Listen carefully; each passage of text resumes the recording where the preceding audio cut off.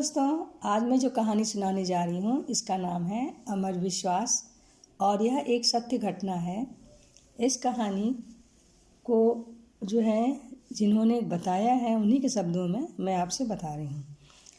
मेरी बेटी की शादी थी और मैं कुछ दिनों की छुट्टी लेकर शादी के सभी इंतजामों को देख रहा था। उस दिन सफ़र से लौटकर मैं घर आया तो पत्नी ने आकर एक लिफाफा मुझे पकड़ा दिया।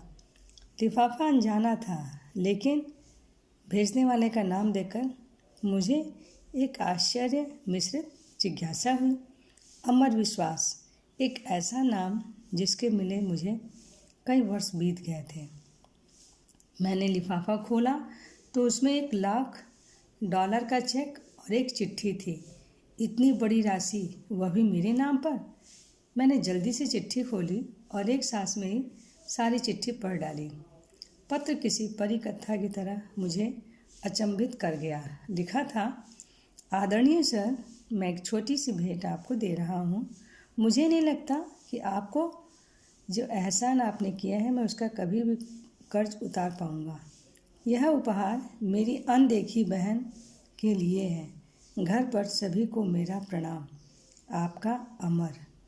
मेरी आँखों में कई वर्ष पुराने दिन किसी फिल्म की तरह तैर गए। एक दिन मैं चंडीगढ़ में टहलते हुए एक किताबों की दुकान पर अपनी मनपसंद पत्र पत्रिकाएं उलट पलट रहा था कि मेरी नज़र बाहर पुस्तकों के एक छोटे से ढेर के पास खड़े एक लड़के पर पड़ी। वह पुस्तक की दुकान में घुसने वाले हर ग्रेजुएट व्यक्ति से कुछ अनुनय विनय करता और कोई प्रतिक्रिया न मिलने पर वापस अपनी जगह पर जाकर खड़ा हो जाता। मैं काफ़ी देर तक मूक दर्शक की तरह यह नज़ारा देखता रहा। पहली नज़र में वह फुटपाथ पर दुकान लगाने वाले द्वारा की जाने वाली सामान्य सी व्यवस्था लगी, लेकिन उस लड़के के चेहरे की निराशा सामान्य नहीं थी। वह हर बार नई आशा के साथ अपनी कोशिश करता, फिर वही निराशा उसके हाथ लगती, फिर जाके अपनी जगह पे खड़ा हो जाता। मैं काफ़ी देर तक उसे देखने के बाद अपनी उत्सुकता दबा नहीं पाया और उस लड़के के पास जाकर खड़ा हो गया। वह लड़का कुछ सामान्य सी विज्ञान की पुस्तकें बेच रहा था। मुझे देखकर उसमें फिर उम्मीद का संचार हुआ और बड़ी ऊर्जा के साथ उसने मुझे पुस्तकें दिखानी शुरू की। मैंने उस लड़के को ध्यान से देखा। साफ सुथरा, चेहरे पर आत्मविश्वास, लेकिन पहनावा बहुत ही साधारण था। ठंड का मौसम था और वह केवल एक हल्का सा स्वेटर पहने हुए था। पुस्तकें मेरे किसी काम की नहीं थी, फिर भी मैंने जैसे किसी सम्मोहन से बंधकर उससे पूछा, बच्चे, ये सारी पुस्तकें कितने की हैं? आप कितना दे सकते हैं सर? अरे कुछ तुमने सोचा तो होगा, मैंने उससे पूछा। आप जो दे देंगे, लड़का बोला। तुम्हें कितना चाहिए? मैंने उससे पूछा।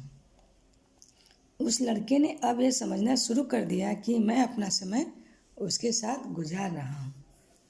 5,000 रुपये, वह लड़का कुछ कड़वाहट से बोला। इन पुस्तकों का कोई 500 भी दे दो तो बहुत है, मैंने उसे कहा, लेकिन मैं उसे दुखी नहीं करना चाहता था। फिर भी मेरे मुंह से अनायासे ही ये बात निकल गई। अब उस लड़के का चेहरा देखने लायक था, जैसे ढेर सारी निराशा किसी ने उसके चेहरे पर उड़ेल दी हो। मुझे अब अपने कहे पर पछतावा हुआ। मैंने अपना एक हाथ उसके कंधे पर रखा और उससे सांत्वना भरे शब्दों में कहा कि देखो बेटे, मुझे तुम पुस्तक बेचने वाले तो नहीं लगते। क्या बात है, साफ साफ बताओ, क्या ज़रूरत है?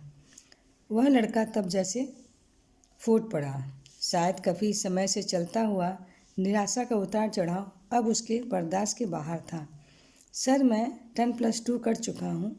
मेरे पिता एक छोटे से रेस्तरां में काम करते हैं। मेरा मेडिकल में चयन हो चुका है।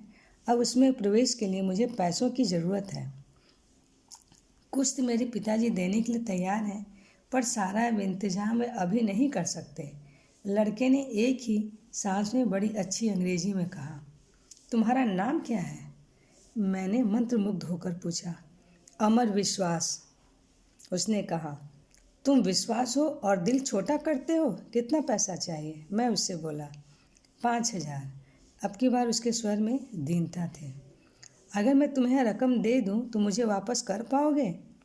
इन पुस्तकों की इतनी कीमत तो है नहीं। इस बार मैंने थोड़ा हंसकर पूछा। सर, आपने ही तो कहा कि मैं विश्वास हूँ। आप मुझ पर विश्वास कर सकते हैं। मैं पिछले 4 दिन से यहाँ आता हूँ और आप पहले आदमी हैं जिसने इतना पूछा। अगर पैसे का इंतज़ाम नहीं हो पाया तो मैं भी आपको किसी होटल में कप प्लेट धोता हुआ मिलूँगा। उसके स्वर में अपने भविष्य के डूबने की आशंका थी। उसके स्वर में जाने क्या बात थी जो कि मेरे जेहन में उसके लिए सहयोग की भावना तैरने लगी। मस्तिष्क उसे जालसाज से ज़्यादा कुछ मानने को तैयार नहीं था, जबकि दिल जो था उसकी बातों को स्वीकार करने का स्वर उठाने लगा था। आखिर में दिल जीत गया। मैंने अपनी पर्स से 5,000 रुपये निकाले जिनको मैं शेयर मार्केट में निवेश करने की सोच रहा था। मैंने उसे पकड़ा दिया। वैसे इतने रुपए तो मेरे लिए भी मायने रखते थे, लेकिन न जाने किस मोह से मैंने मुझसे वो पैसे उसने निकलवा लिए। देखो बेटा, मैं नहीं जानता कि तुम्हारी बातों में तुम्हारी इच्छा शक्ति में कितना दम है, लेकिन मेरा दिल कहता है कि तुम्हारी मदद करनी चाहिए, इसलिए मैं कर रहा हूँ। तुमसे 4-5 साल छोटी मेरी बेटी भी है, मिनी। सोचूंगा कि उसके लिए ही कोई खिलौना खरीद लिया। मैंने पैसे अमर की तरफ बढ़ाते हुए कहा। अमर एकदम हतप्रभ था। शायद उसे यकीन नहीं आ रहा था। उसकी आंखों में आंसू तैर गए। उसने मेरे पैर छुए तो आंखों से निकली 2 बूंदें मेरे पैरों को चूम गईं। ये पुस्तकें मैं आपकी गाड़ी में रख दूं? कोई ज़रूरत नहीं, इन्हें तुम अपने पास रखो। यह मेरा कार्ड है, जब भी कोई ज़रूरत हो तो मुझे बताना। वह मूर्ति बनकर खड़ा रहा और मैंने उसका कंधा थपथपाया। कार स्टार्ट कर आगे बढ़ा दी। कार को चलाते हुए यह घटना मेरे दिमाग में घूम रही थी और मैं अपने खेले जुए के बारे में सोच रहा था, जिसमें अनिश्चितता ही ज़्यादा थी। कोई दूसरा सुनेगा तो मुझे एक भावुक मूर्ख से ज़्यादा कुछ नहीं समझेगा। अतः मैंने यह घटना किसी को न बताने का फैसला कर लिया। दिन गुजरते गए, साल गुजरते गए। अमर ने अपने मेडिकल में दाखिले की सूचना मुझे एक पत्र के माध्यम से दी। मुझे अपनी मूर्खता में कुछ मानवता नजर आई। एक अनजान सी शक्ति ने, या कहें कि दिल के अंदर बैठे मानव ने मुझे प्रेरित किया कि मैं 1,000-2,000 रुपये उसके पते पर फिर भेज दूं। भावनाएं जीत गईं और मैंने पैसे भेज दिए।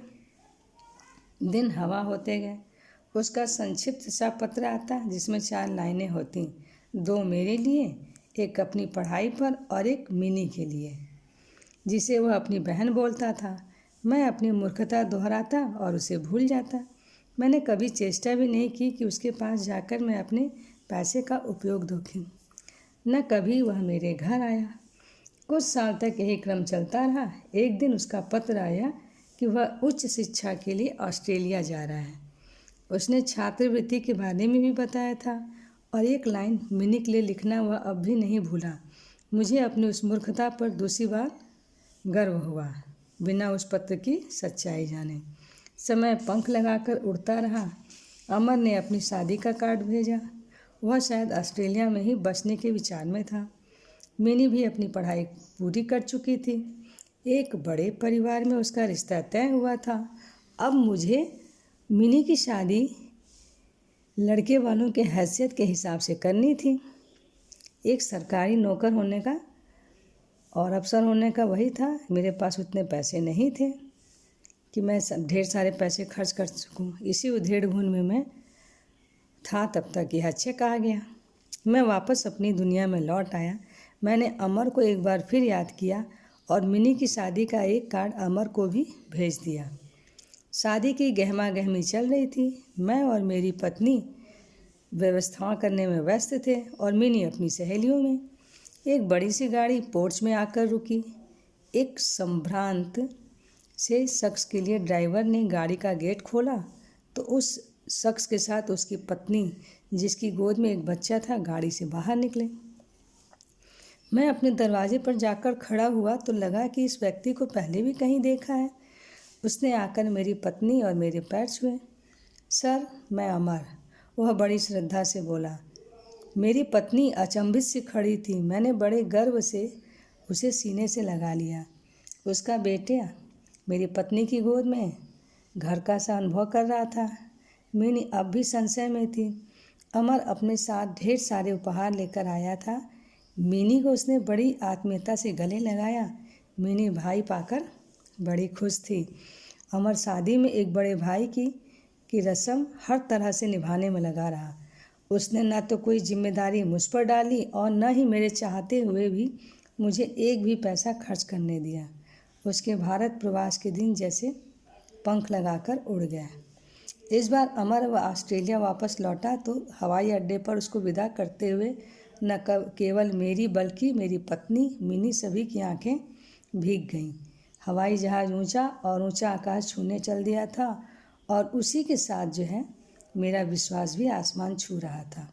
मैं अपनी मूर्खता पर एक बार फिर गर्वित हो रहा था और सोच रहा था कि इस नश्वर संसार को चलाने वाला कोई भगवान नहीं होता है, वह हमारा विश्वास ही तो है। तो दोस्तों, आपको मेरी कहानी ये कैसी लगी? आप जो है इसे ज़रूर से लाइक करें मेरे वीडियो को और मेरे चैनल को ज़रूर से सब्सक्राइब करें। धन्यवाद।